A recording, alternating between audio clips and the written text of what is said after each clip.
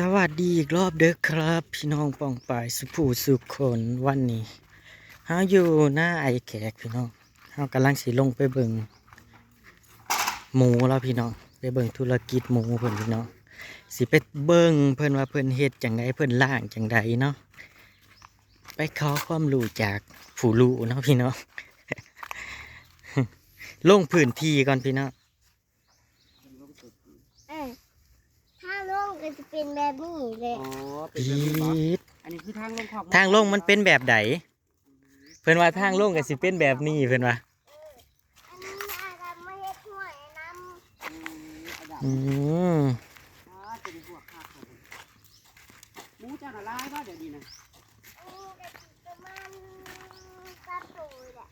3 ตัวเจ้าเลี้ยงเลยจักเดือนแล้ว อันนี้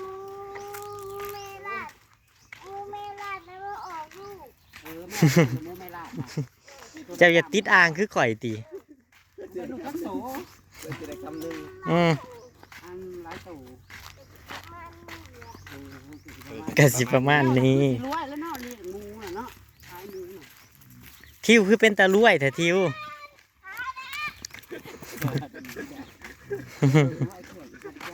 ไปเบิ่งหมูก่อนพี่น้อง ว่าเพิ่น ประมาณนี้แหละน้องบัวแล้วนะสิบ่ได้กินหมักบัวแล้วพี่น้องระหวานข้าวไปแล้วมอง พี่น้องขี่หมูหอมหอมพี่น้องบ่ได้มินจักดี หมูไม่ลาด บ่ได้มินเด้อไผว่าขี่หมูมิน หอมจ้ะอีไหนอีนี่บ่ที่มันได้ลูกนะ อันนี้หมูลาอัดแม่นบ่ มีตัวได้ลูกตายแล้วเขาทำได้ปะ ตกใจข่อยหยังปี๊ดเราเฮ็ดอ่างน้ำจังซี่เลยเนาะอ๋อ ประมาณนี้แล้วสี่คน เฮาก็เฮ็ดน้ำแบบนี้เด้อเฮ็ดอ่างน้ำคือเรานี่ นี่เราเฮ็ดอ่าง สูงก่อนนะต่ำๆก่อนไปนอนเห็นน้องแม่2 4 6 8 9 งามพี่น้อง เอาคนละรุ่น มวยเจอมีแต่ตูนอ้วนพี่อีผุนทั้งผุนแหงอันนี้คือแม่พันธุ์บ่ทางนี้นะ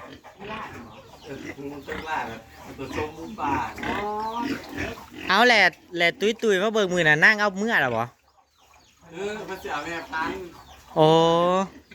ตุยสิเอาแม่พันธุ์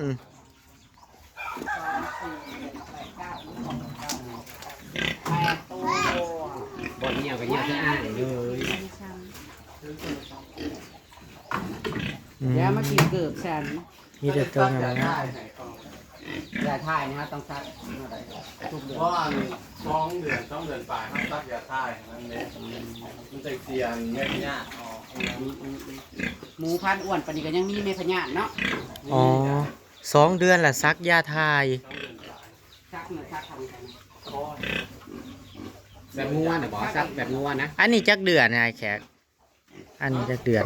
อันนี้นะ2 เดือนวันที่18นะ ซักแล้วก็จืดๆจะนี่ลง เออ ประกาศกันบอกเคยซักแต่งัว ซื้อยาโอ้ยหมูมันแห้งบ่ได้แห้งเขาหัว เอามาซักเอง มันสิบ่แล่นบ่ เพราะเขาผู้ปล่อยนาป้องไล่เขามุ้มเลยให้มันอยู่มันสักเท่านี้มันก็ยังมันแค่นซะกูดึงรัดไว้ อืม ในราชการซักสัญญาณทำเนียบประกาศเรียนมัน ไปให้ลุงปู่มันซักให้ คนมาได้เฮ้ย รอดเข้าไปเนี่ย ดีแต่เฮ็ดอ่างน้ำให้มันแบบว่า น้ำน่ะมันสบายมัน อืม เพื่อน แม่น เวลาเราขี่ ดีได้ไอ้แขก อืม ก็เลยน่าเราหักบไดเฮ็ดอันสูงนั่นนี่เด้ ห้างหมูเราก็คักหมองใส่กินนั่นนะ ก็พอดีให้ก่อนเลย หม่องใส่ห้ำเรานะ อันนี้จักเดือน ตัวนี้ประมาณเดือนปลายบ่แก เออ ตัว อี ที่สอง ดหมูเดือนปลาย เดือน2 เดือนแล้ววันที่18นี่ อันนี้เอากระสอบ หมูเดือนปลายเจ้านี่เจ้าเล่ง เจ้าอิหยังมันคือมาแบบตัวใหญ่แห้งอีหลีเบิ่งในงามอีหลีได้พี่น้องเฮ็ดอูดๆอยู่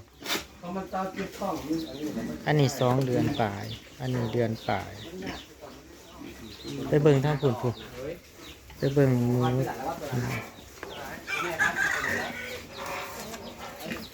แค่นั้นก็ตกนี่ อันนี้แน่ๆนะเจ๊กันตอดกันเลยตาย แม่นะ จับไม่คิ้วจับเอามันไม่คิ้วมาพี่เด้อมาพี่เด้อ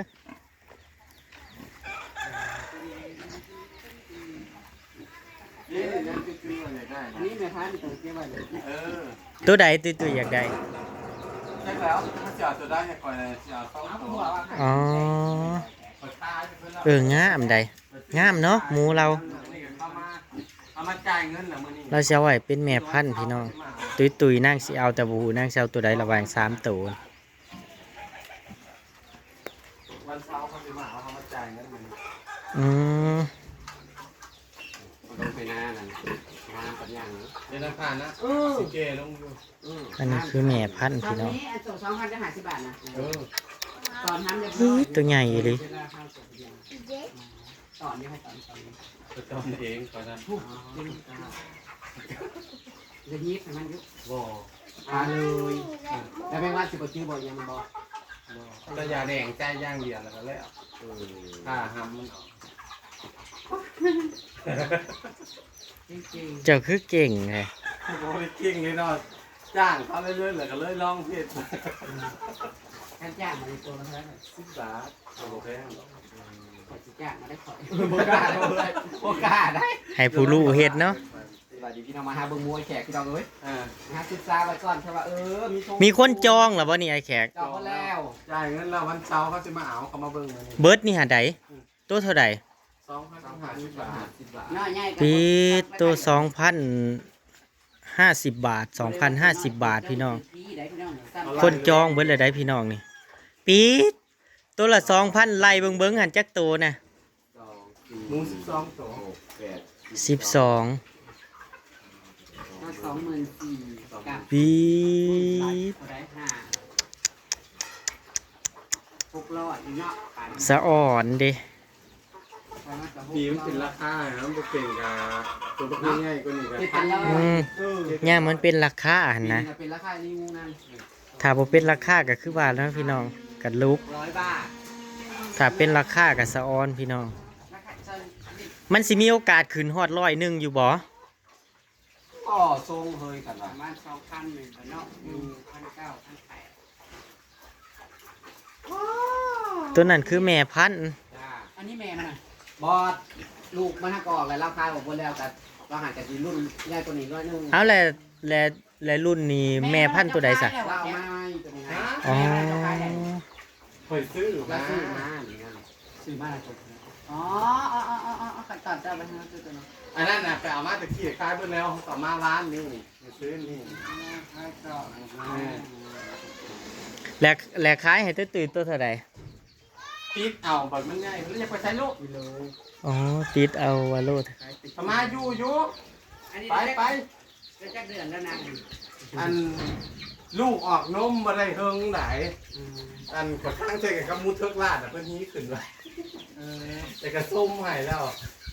ติดแล้วคือส้มว่า ติดแล้วบ่น่ะ ส้มเทียม ไปเจ้าน่ะเนาะแก่สรุปท้ายไปหาชม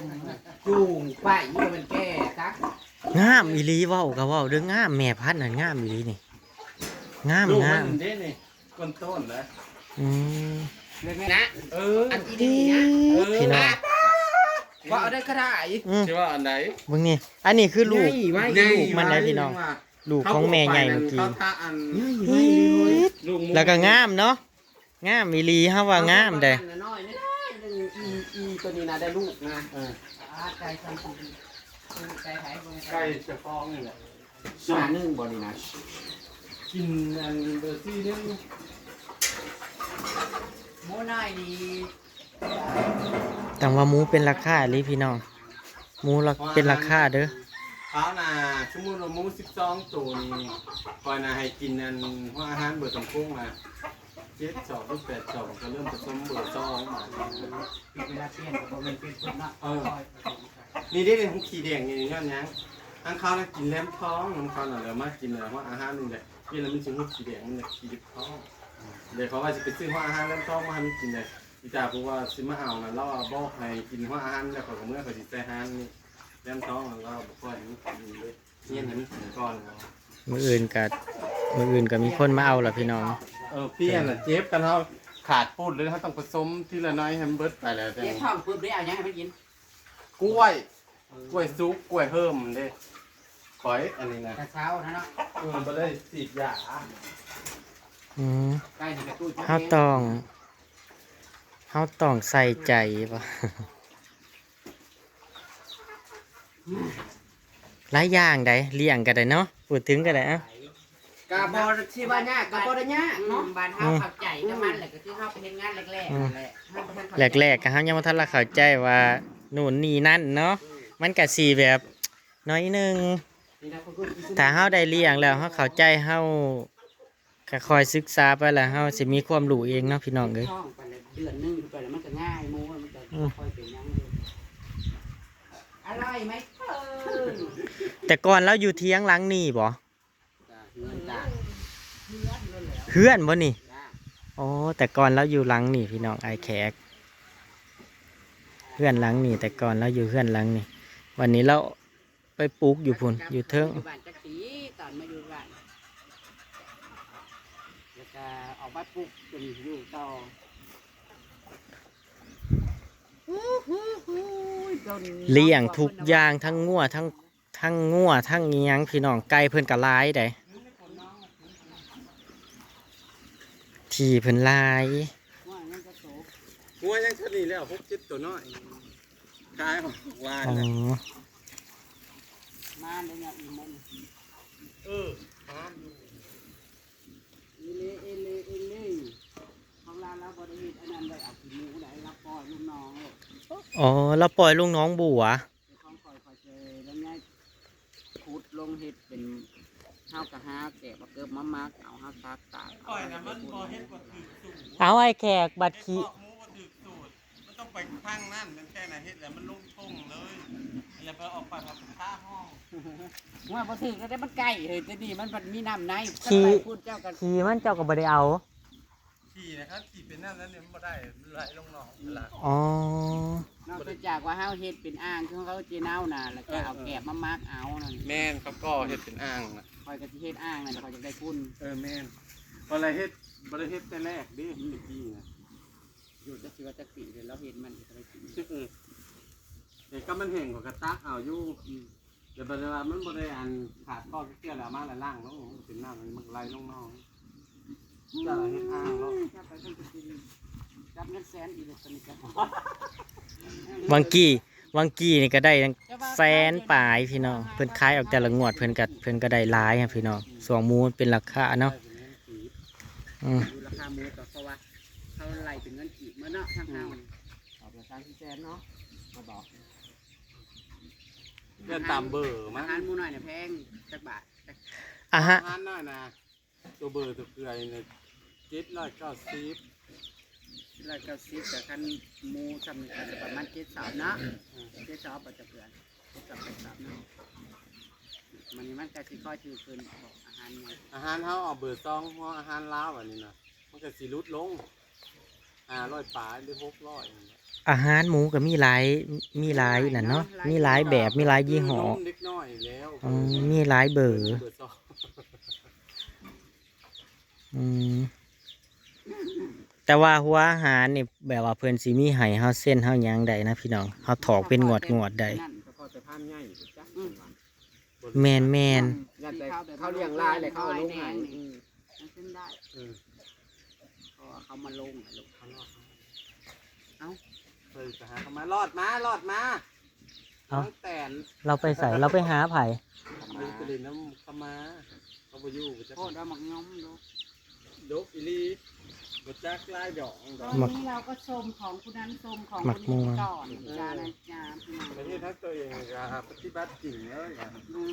คือบ่แย่ไปกินได้แม่งขี้หายอีหันซะมาหลายแท้ ย่าเนาะ ครับอันขี่มูน่ะอยู่ไก่ๆน่ะเม่นบัดถ้าเขามาใกล้ๆเลยมันคือว่าบริเวณ ตะกี้ได้ก็อยู่เงื่อน มั ลั น ง เม่น นี่ มันเม่นไก่ ก็อยู่เงื่อนลังนี่กับพ่ออยู่ แต่ว่ามันก็ชิ้นกับมันแล้วมันก็คือว่าบริเวณ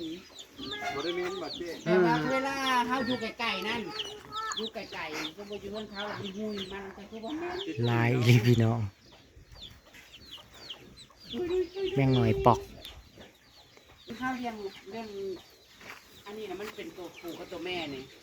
มันน่าได้ดีกว่ากันสมมุติ อันใดตัวปู่ร้ายน่ะดีมันน้ำหนักดีห้าปิดแบบกายนะครับปิดเป็นโลอันใดหมูแม่น่ะมันสิน้ำหนักบ่ทอดตัวปู่ ยังก็คือเป็นคือไก่กับตัวผู้น้ำหนักน้ำหนักดี ถ้าว่าเลี้ยง เฮาคายเฮาสั่งน้ำหนักเลย คันว่าเลี้ยงเป็ดก็เขาอยากได้แต่ตัวผู้ ใจเว้ยใจน้อย นั่งน้อยๆนี่มันต้องใส่หลอดไฟกบ ตอนหนาวๆมันเด้เดี๋ยวนี้ผมบ่ได้ใต้ดอกแต่ตอนหนาวๆแล้วก็เอาหมูน้อยมาใหม่แหละมันก็เลยใต้ดอกอันนี้ให้แล้วบัด โอ้ นี้ ยมันก็สวมไก่ป่ะน่ะ โอ้ยแม่ ไก่น่ะก็เกี้ยงนั่นนั่นเลย ต้องกินตาม โอ้ยไก่ตัวนี้ก็ลายได้บ่ได้ผูก ลายสื่ออันว่าปล่อยมาหาธนาคารมันต้องใกล้ถึง ขอของนางก็น่าสิประมาณนี้แหละเนาะประมาณนี้หวังซ้ำกันนี่แหละแม่นบ่ น้อยผู้จักมันเจ้ามัน น้อยก็หนีบ่ ผู้จักบอกหรือว่า4 เมตรเปล่ามันหมูบ่หอยน่ะมันยาวอันหลอดแต่หั่นก็ไม่ไหม้บ่เพราะว่า10อันนี้ปุ๊บ น่าใส่ลายครับลายผมให้คุณพัสร้อยนะ ถ้าเราแบบส้มเอาเลยเราในพัน ตั้งมันสิบกินอาหารแล้วมันผิดปกติน่ะบ่กินอาหารแล้วก็เบิ่งมันละเถอะ โตมันสิสั้นแล้วมันก็สิบ่กินอาหารมันสิง่อยๆบ่แล้วเจ้าอาบน้ำมันมือละจักเถื่อน ตามมาล้มไฟนี่ใส่บดแค้นให้มันนำเลย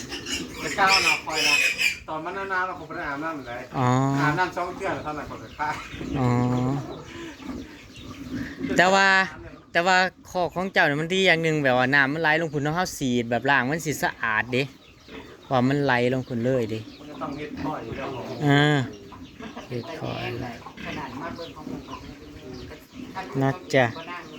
มันจะมาถามผู้รู้เนาะพี่น้องถามผู้อาบน้ำมาก่อนเนาะพี่น้องเนาะ โอ้ยเดี๋ยวได้เหตุมันก็เป็นเองแหละเนาะแรกๆมีไฟเป็นดอกอิหยังก็ได้มันต้องเฮียนหูไปที่เล็กๆแล้วหน่อยเดี๋ยวก็เก่งเองหั่นแหละเนาะพี่น้องเอ้ย ตอนนี้คือนั่นจองมุ้ยนู้นเลยพันมัน อืม หายลำคาญ จะได้ง่าย โอเคพี่น้องเราก็สิเดินทางกลับบ้านแล้วพี่น้องเอ้ยค่ำมืดปืดตาละเนาะพี่น้องติดตามมืออื่นกันละกันเนาะพี่น้องอ๋อสิไปใส่จะมาหาเบิ่งลาดเหล้าให้ไปละพี่น้องสวัสดีครับผม เป็นกระฝากเป็นกำลังใจให้ได้จ้าสิเป็นแม่ค้าหมูเลยจ้าหมูมันตื่นของคนตื่น หมูยังบ่ทันได้เลี้ยงขอกกันยังบ่ทันได้ตั้งเสาคือซ้ำเสายังบ่มาส่งซ้ำพี่น้องอื่นจะไปละจ้า พรุ่งนี้ จ้า กินตะเป็ดตะไก่ตะไก่ดาวนะเจ้า จ้า จ้า จ้า จ้า คือปกติได้แบบว่า เนาะ เออ